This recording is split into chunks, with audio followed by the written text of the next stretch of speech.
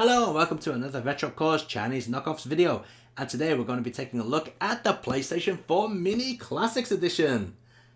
Alright, maybe not. This is the Game Machine Wired Edition HD High Definition, a multi-format console that basically looks like a mini PlayStation 4. And this is from our friends at Cool Baby. Oh yes. So maybe it's going to be okay, who knows.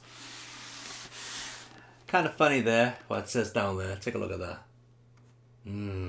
Supports 5 simulator games. Simulator games, eh? Maybe that means emulation. On the back of the box, nothing at all. It's exactly the same thing. Except we got this little warning here. Alright, so let's open this up. By the way, I must point out that this machine was donated to the channel by Funyroot. So you will find in the video description below a link to pick up this machine if you should desire to buy one. So let's see, what do we get in the box? Okay, well, we get an HDMI cable. Always nice to have an extra HDMI cable. We have the power brick, Euro standard. Luckily I've got one of these Japanese US converters, use that. We have composite video out. I don't think we'll be using that. And I'm guessing these are the controller wires. So let's flip it over. Yes, there we have the controllers. And yeah, that one's a little bit dirty. 2 Super Famicom style controllers. Yeah, that doesn't feel good. That feels... ooh, that's horrible. Yeah, this D-pad's got basically no balance to it. It's just flopping around there. The buttons are pretty high up. I don't know if you can see that. They're pretty high. And they feel nasty. And the shoulder buttons... yeah, I mean, that's a shit controller. Let's see that one. Yeah, that one's just as bad, yeah. Alright, well, the controllers suck. But they are USB, so maybe we can use a different controller on this thing. And here's the console itself. But before we look at that, let's take a look at the manual. As we can see, it's in Chinese and English on this side. So it's a multi-language manual. So yeah, if you want to read that, feel free to pause the video. And for Chinese viewers, here's the Chinese side. Okay, let's take a look at the actual console. Well, it's nice to see that it's been wrapped up separately. I'm just going to open that here.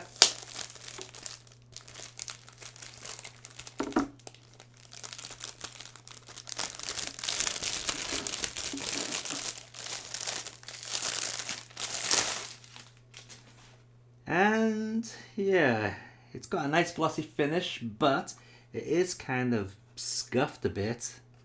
Yeah, plastics are okay, I guess. Whoa, you can smell that paint. You can really smell the paint. Anyway, there it is at the front. We got the power button there. We got the USB joypad inputs. On the back of it, you can see we've got the awful composite video out, and we got our HDMI there, and a full-size SD card port. Interesting. So we should be able to load our own ROMs onto this, and the power input.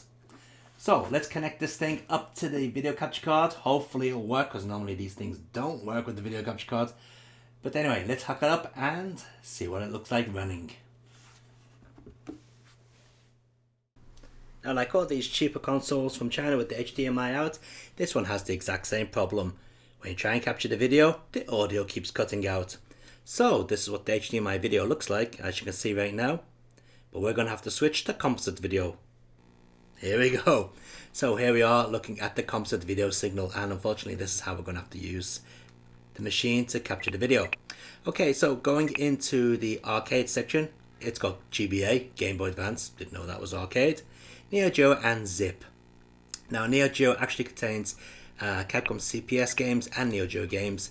Zip, exact same thing. Capcom CPS games and NeoGeo games. In the zip folder we've got 89 games, and if we go out of that back into the NeoGeo folder, we've got 136 games. Let's start off with a Capcom CPS 2 game. This is X-Men vs Street Fighter, and I believe that this is going to be running on the Final Burn Alpha emulator, judging by the extension on the file name, that is. Now I must point out is when you play these using the HDMI cable, the image is in 16:9, but you can go into the settings and change that to 4:3.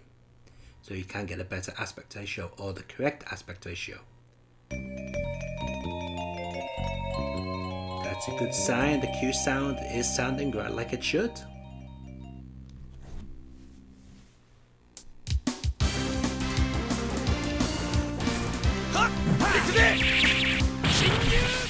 That is not good. Come on, here you go. That is pathetic. And the machine has just reset itself again. Great. We're looking at the quality item here, aren't we? Let me just check the power pack's in properly. Okay, the power pack seems to be in properly, so let's start up the game one more time. Let's do a jump cut so we actually get into the game.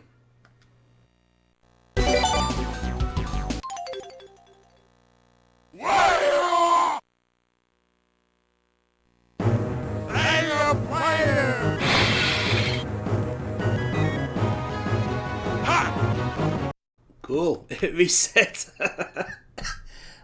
What the hell? The machine reset itself as I pressed the button. Oh man, let's give it one last try.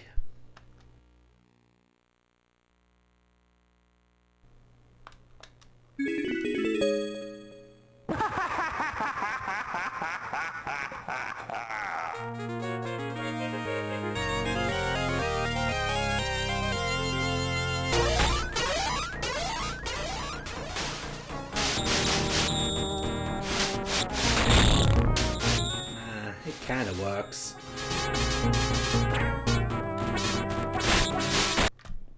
What a sack of crap this machine is. It just reset itself again. Bloody hell. Alright, I'm giving up on the arcade stuff. It doesn't seem to want to work. Keeps resetting the bloody machine. Now the weird thing is, when I did try this in HDMI before, it didn't do that. So I don't know if something to do with the composite video or what, but yeah. Okay, let's try a very quick NES game, see how that works. This game seems fitting. It's called Hardcore. Oh bloody hell, it's Kunio-kun, whatever they're called. I'm expecting the NES emulation to be the typical affair.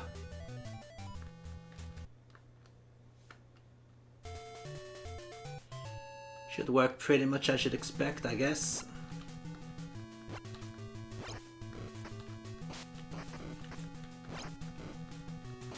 What's this called in English? River City Ransom or something, isn't it?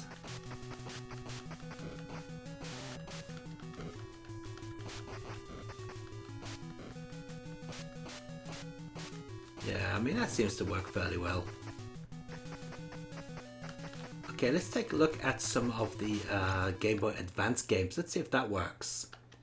Because if you can play Game Boy Advance on your TV, then that's going to be pretty good. Now, it's going to be interesting because Game Boy Advance games are slightly wider than standard 4:3 aspect ratio, but also they're more narrow than 16:9. So at the moment we're getting a perfect 4:3 aspect ratio, so that's technically not correct for the Game Boy Advance.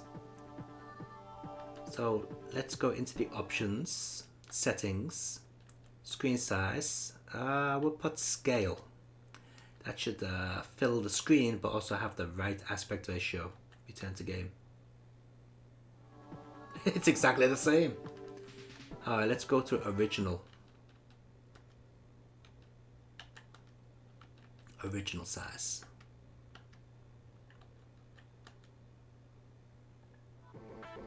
No, it's just basically made it smaller on the screen. Oh well. And this game is Phalanx, not Galaxy Fighter. Weird.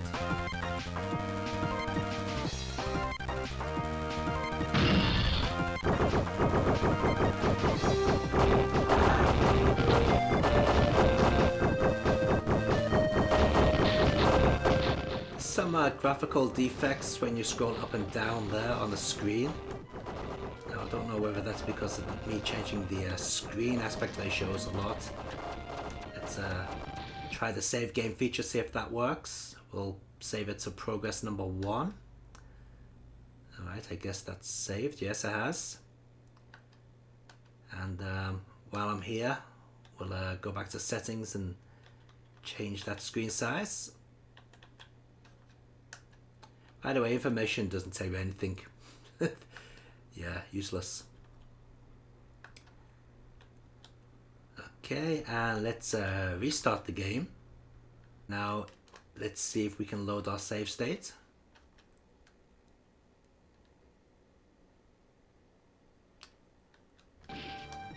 Yes, we can.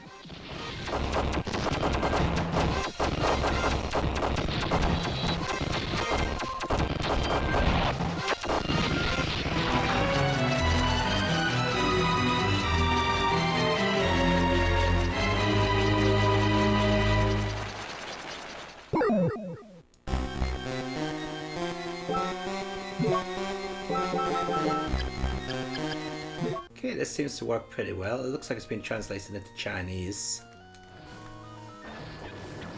Not bad at all actually. That seems to be working fairly nice. I don't think I can kill that thing though.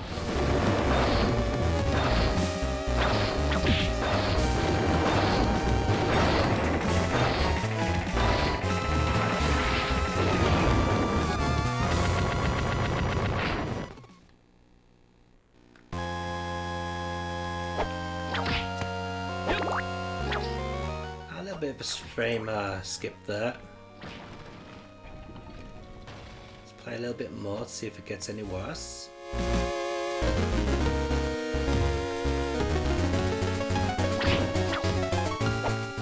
Okay, so far we know that the arcade stuff doesn't work very well, NES stuff works as it should do, and Game Boy Advance seems to be fairly competent. So let's take a look at what other stuff this can play. Now, officially, it only plays Game Boy Advance, NES, and the NeoGeo and CPS stuff very poorly. But it may play other formats as well. So what I've done is I've loaded up the SD card with some other game ROMs. Let's see if it works then.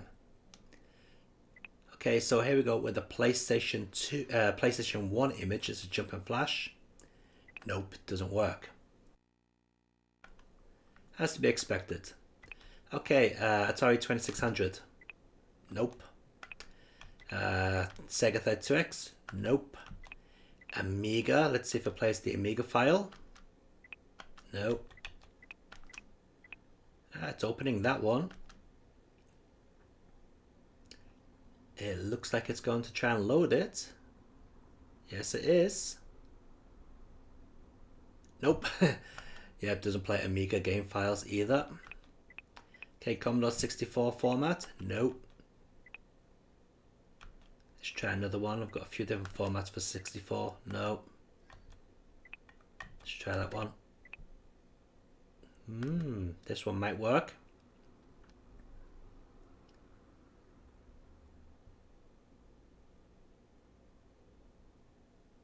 Nope. Okay. Commodore 64 doesn't work either. That's Commodore 64. Okay, that's Nintendo NES. We know they work. Gauntlet, Game Boy. Let's try Game Boy. This is Nemesis 2 on the Game Boy. Will Game Boy ROMs work on this machine? Yes, they do. Very nice.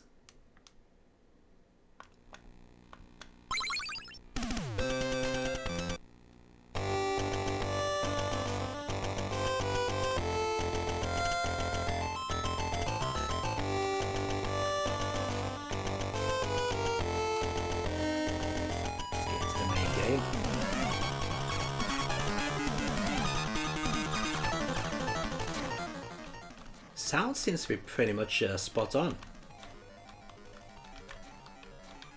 Scrolling is a little bit jerky, but not too bad, not too bad.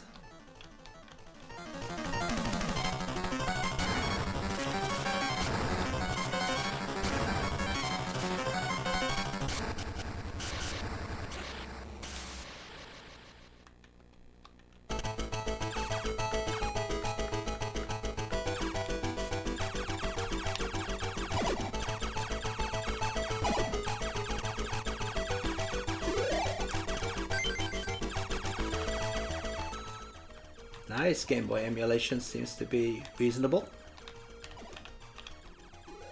Nice to play your Game Boy on the big TV. Okay, let's take a look at a different game format. Okay, let's see. Game Boy Advance. Well, we know Game Boy Advance works because we just saw it. Game Gear. Let's see if that works. Nope, invalid file format. Alright, Mega Drive games. Let's see if they work. Okay, this is a Mega Drive bin file.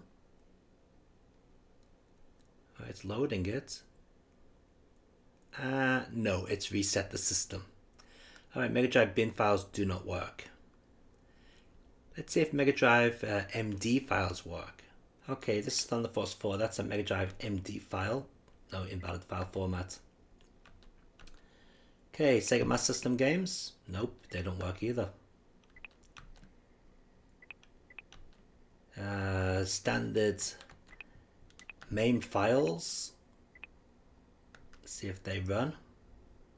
Nope, doesn't play standard MAME files. Okay, Nintendo 64. Nope, didn't expect those to work. NeoGeo. We know NeoGeo files work. PC Engine. Nope. Okay, Super Nintendo, Super Famicom. Okay, it's gonna let me load it. Okay, Super Famicom or SNES games, they work.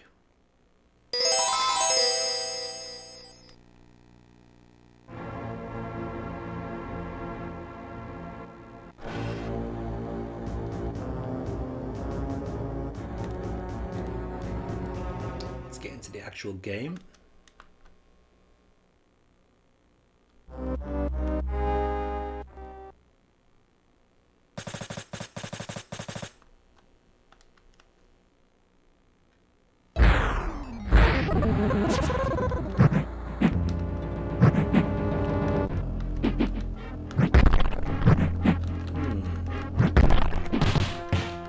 The emulation is certainly better than the recent machines we've had, where they play the games way too fast.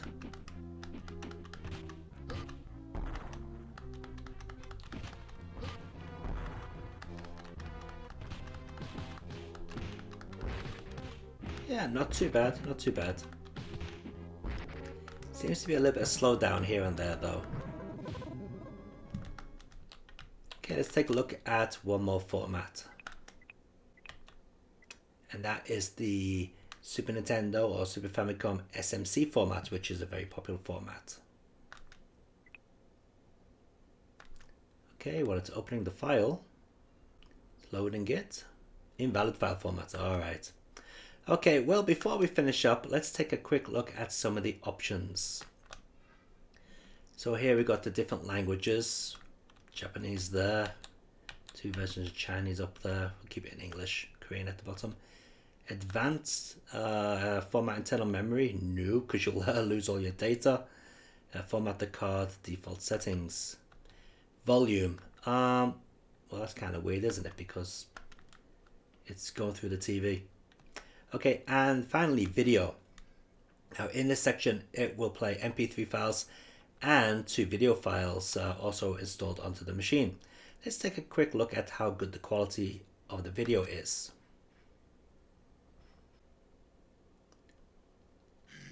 Okay, well, that seems to be playing an HD video file. Seems quite nice. Doesn't seem to be any way to bring up the file format though. can't get any information about it. Oh, here we go. Oops. I just found out that my dead wife. Yeah, I don't know what this is. Seems to be a lower quality video file. People are dying back at home, and you want me to just run away with you? You have a text for me? Right, yeah, there's definitely no way to bring up some sort of option to see what we are looking at file format wise. Yeah, nothing at all. And of course it'll play MP3s as always. These things always do. Alright, well, what are my opinions on this? Let's find out. Well, I'm sure you're all waiting to see what my opinions are on this thing, although I'm sure you already know that. But before we do, let's take it apart and see what's inside it. Now, I presume the screws are going to be underneath these little pads here. It's coming apart. Well, fantastic. We've got another base on it. I guess it just clips off, does it? Ah, yes it does.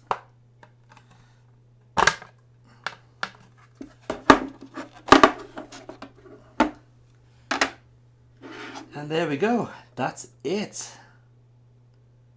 Wow. There's not a lot in this, is there? There's the, what's that? That's your HDMI out. Your SD card reader.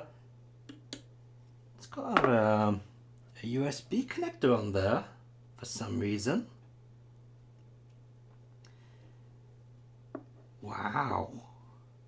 I guess I wonder if that powers the machine as well. Let's take a look underneath this part. Okay, let's take a look. Alright, for all you people in the know, that is what's underneath it. We've got a Samsung chip there. What's this one? No idea what that is. Zoom in on that. And I'm presuming that's our main processor there. So yeah, that's all she has in it. I'm wondering if that's power. It says USB 1. Let me just get a USB power source and see if that charges it up. Oh. Okay, there goes nothing.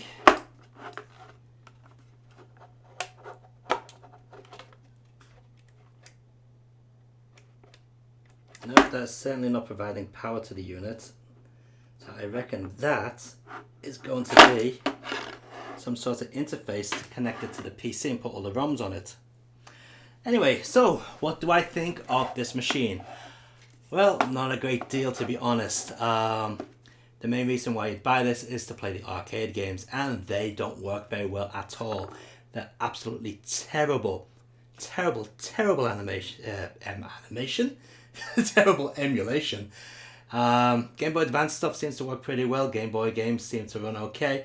Super Nintendo, yes, also. Doesn't run Mega Drive though. Very unusual. So, yeah, depending on how much you can get this thing for will really determine on whether you should buy it or not. But anyway, if you do fancy picking one of these up, click on the link in the video description down below, and you never know, they may be selling it cheap at this point in time. But personally, I wouldn't recommend it. Till next time, keep on gaming and enjoy your games.